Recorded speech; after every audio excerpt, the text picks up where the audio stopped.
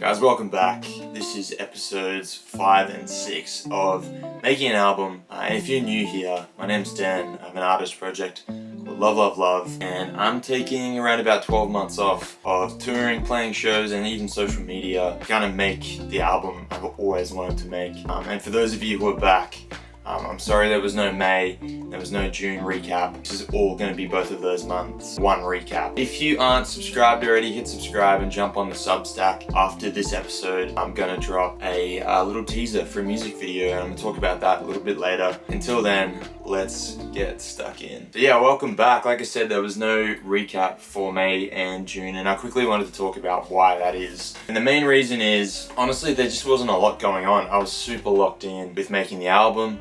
It was a really busy few months at work as well, and I did a lot of composition this term. I actually did more songs in composition, like producing songs with kids, than I have for my entire album in like the space of 3 months. So it was a really busy time, and I just felt when it came to the end of May that I didn't have a lot I wanted to share. This month I have a little bit more to share, which is why I'm back. But that kind of brings me to an important point around doing creative things and doing things that you love, and that is, if you feel like you don't love doing them anymore and it's burning you out, then you probably should take a break from doing that. And I'm famous for being someone who doesn't know how to slow down and just spend time doing nothing and relaxing, even on holidays. I really wanted to live by that and kind of chill out for a little while and then come back and give you guys a little bit more. What have I been up to outside of that? I think for me, the last little while has been really interesting, and I'm going to talk a little bit more about the learning curve again. I think I mentioned it in episode 2 and 3. The learning curve.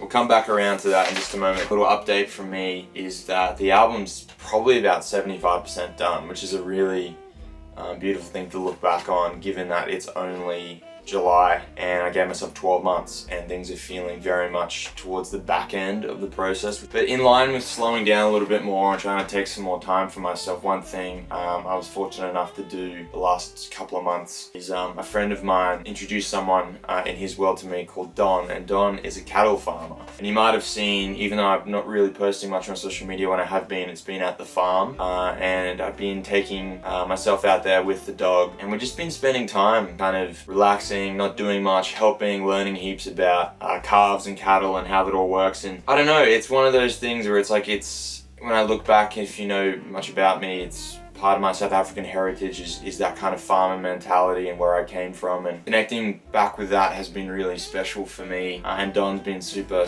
welcoming to all my friends and family, and it's just a really positive experience. I'm just going to plug Don because I think he's got an Instagram page at the moment worth checking out if you're interested in that kind of thing, in a weird little kind of niche crossover. But it's Nanangas Simmentals is the link. And being in and amongst that isolated way of living helped me to switch off a lot. Like I said before, I'm just not very good at doing that. So switching off and spending some time out there without all the usual technological bullshit is really fun. Where that leads me to is to talk about the music video I mentioned earlier. Now, a little bit of info about Love, Love, Love as a kind of creative thing is I haven't done a music video for a long time. The first music video I did for Ultraviolet did really well and ended up getting on MTV and Rage and a bunch of really cool video platforms. But the next music video we did, which we intentionally did as like a bit of an on the nose kind of a little bit slapstick almost, just got absolutely rinsed when it came to getting play on like music video type platforms. And one of the editors even wrote back on the music video, which was for Sweater, that it was the biggest joke of a music video that he's ever seen, which I thought was a bit harsh. But I also kind of understood where he was coming from. And so doing a music video has just not been something that I've really wanted to do since then. Whether I wanted to admit it or not, that kind of got to me a little bit. And then there's all the other stuff like budget and effort and all that stuff that goes into it. Even though I did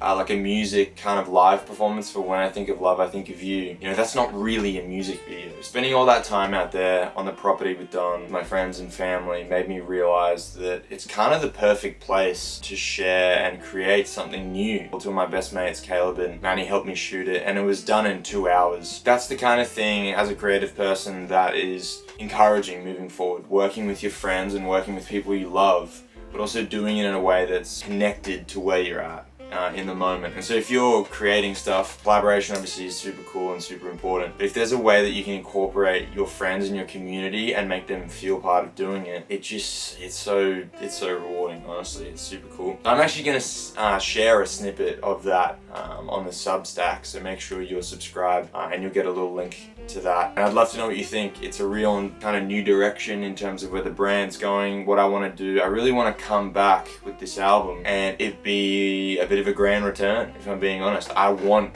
to come back and I want people to talk about how different it is to what I've done before, and also just how the visuals and all the other things that aren't the music are working together to create something really special. So that's kind of a big update on what's been going on and where I've been at. And so as we move into like the last little while of this album, I wanted to talk about a few of my, I guess, like fears and things that maybe artists don't talk about. Mainly for myself, and to put it out there into the world and to be like, these are genuine fears and concerns that I have about making this thing land as significantly as possible. And also, you don't want to spend 12 months working on an album that you think's your best work and it just doesn't kind of come out and just doesn't land the way you want it to. That's a lot of time that I wouldn't say you've wasted, but you know, that's kind of the nature of the beast of being in this industry, and I want to make sure that when it lands, it lands. There's kind of two big fears of mine at the moment, and if you've experienced any of these and you're an artist, please let me know in the comments how you deal with this particular, I don't know, facet of the job. And that is, number one is feeling like you're never kind of getting to a point where things are revolutionary or completely unique. As this cycle's gone on of making this album 6 months in, I am hitting a point where some of these songs were made in January. Like, it's been a long time since I've even touched these songs. There's a part of me that is fearful that because of how long ago I made them and how kind of distant I've become from them, that they're just not good and they're not worth sharing with the world. As I keep making songs and stuff, the more distant I feel from those things. And so, not that I think they're bad or that they're not worth being on the album. If anything, I think I've fallen out of love from being in the moment with those songs. And so I'm scared that when those songs come out, it'll feel mundane and it won't feel special. And so I'm kind of just telling myself that that's just part of the artist circle of life. The learning curve that I talked about before, that's all part of the experience. It's like loving songs, making them, falling out of love with them, but then also realizing that they get a second life when you guys get to hear them for the first time.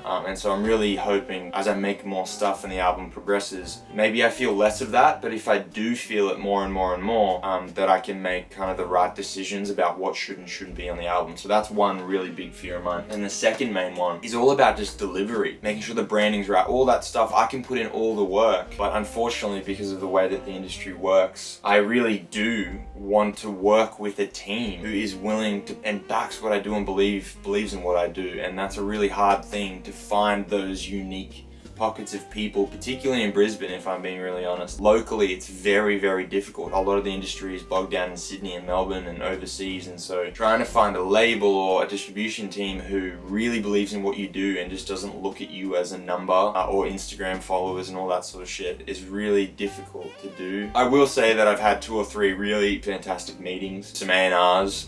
I've also had 2 or 3 not so good meetings that have just absolutely had all those tropes of crappy A&Rs, you know, how old are you, all that sort of stuff. But the ones that I have spoken to are really enthusiastic about what I'm doing, and so I'm really scared though, looking forward at all this time I've spent and how much I love these songs, that by the time they come out, I've run out of energy to distribute, to make more music videos, to shoot the content, to run the ads, to book the right shows, to put on a tour for you guys, which is, by the way, something I absolutely would love to do. But it's getting to the point where it feels like it's snowballed so much already that I'm already looking too far ahead, which I've said it in previous recaps. Man, like, that's the difficult thing for me as someone who doesn't know how to sit still, is I can look way too far ahead and lose track of what I should be doing right here and now. And beyond that, I'm finding it hard to not think too far ahead. And so if you guys have any, it doesn't have to be music, it can be anything. If you guys have any tips for me on how to combat that, other than just like, hey, focus, stay in the moment, work on your thing,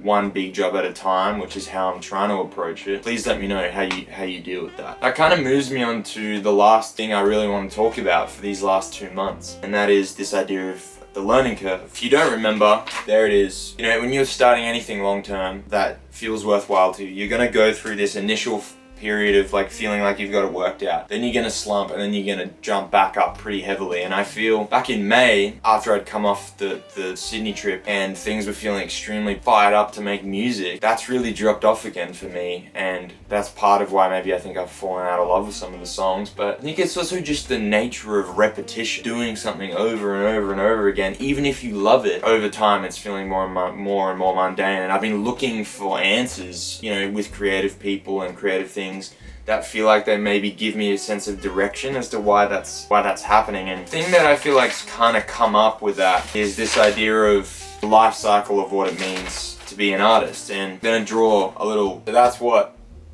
I keep sort of coming back to and finding the more I look into this. And the way I want to describe this is, this isn't sort of in place of the learning curve. That's not how I'm thinking. Like, the philosophy of it is a little bit bigger. The learning curve feels like a really zoomed in version of what it takes to learn a skill and get good at it and kind of progress. This is a completely different beast that I think creative people go through, and that could be anyone. That could be just your everyday artist, that could be your casual potter, that could be your full touring Ariana Grande, Ryan Beatty type artist. And I think this is what I keep coming back to, because it kind of has this positive to negative to positive and back again transition in terms of inspiration, desire to want to make stuff, changing lanes. I think for me, I very much felt like the first kind of 3 or 4 months of this was such a positive experience. I was doing these videos, I was connecting, I was reflecting a lot, and the music I was making was awesome. I collaborated with people. But as my desire and kind of just general burnout of doing this has kicked in a bit, I start to doubt myself and kind of hit this negative point where just feels like maybe what I'm doing isn't maybe worth the effort. Even though intrinsically I know it is, I would get to these spots and go, oh shit, like, am I really doing what I set out to do? And I think that's a normal thing, to question yourself as an artist. And so becoming aware of this kind of process and tying it in with the learning curve, I've learned that over time, as you get better at what you're doing, you will hit another plateau. And that plateau doesn't mean your work's not good. It doesn't mean what you've made is worthless. It just means that you're on to the next phase. This has become really important to me, and as I move on to the next phase, back to another net positive, I'm finding new inspiration, I'm finding new things I want to say, and having time to do that is something I've never had before. When you're putting out singles and you're playing shows all the time, you're going to cater to the environment you're in. We're all a product of our environment, particularly creatively, and if you're playing shows all the time and you're just putting out singles, you're gonna put out songs that feel good to play live. That doesn't mean you can't do that, but it's really hard to find those deep introspective moments, at least for me it is, when I'm not living life. And that comes back to the old thing, you've got to live your life to kind of make meaningful art. This kind of represents that for me. And now that I've become more aware of this, I'm just learning to go with the ebbs and the flows. And so I wanted to kind of reflect on that and share that, because I think I can't be the only one going through that, and I'm sure other people feel that, whether it's in their work every day, whether it's in relationships. If you're artistic and creative in that way, you're gonna go through this at some point. That's what I kind of wanted to leave it on. I did have a few Q&A questions that came through, but I don't want this to drag on, so I'm gonna save them for the July edition of Making an Album. Guys, the album is 75% done, which is actually such an amazing achievement, and I really need to be more proud of myself for where it's at. Coming up in the next couple of months, got a show booked in September with Infinity Song, who, if you haven't checked them out, they're incredible. They're from the States. They're a bunch of siblings. They just did NPR and a bunch of other stuff, so super excited to open for them. I'm gonna be playing a few new songs, so that'd be a perfect one to come along to, and I would love to see you there. I'm listening to heaps and heaps of Ryan Beatty at the moment. The new album is fantastic. I'm super keen for the Phoebe Bridgers album. I think you guys will sort of hear a lot of those influences. Like, there's a lot of stuff that's a little bit slower and more heartfelt, and I think it's some of the best writing I've done. There's also, some incredibly fun tracks that I can't wait to play live. So I'm gonna leave it there for this month. Life cycle of an artist. That's if you don't take anything away from this, that's what I'm taking away from it. Don't forget about the music video. Jump on Substack. I'd love to see your feedback on it. And I'll see you in September at Infinity Song Show in Brisbane. It's September 13th. I'm seeing you at shows. See you soon.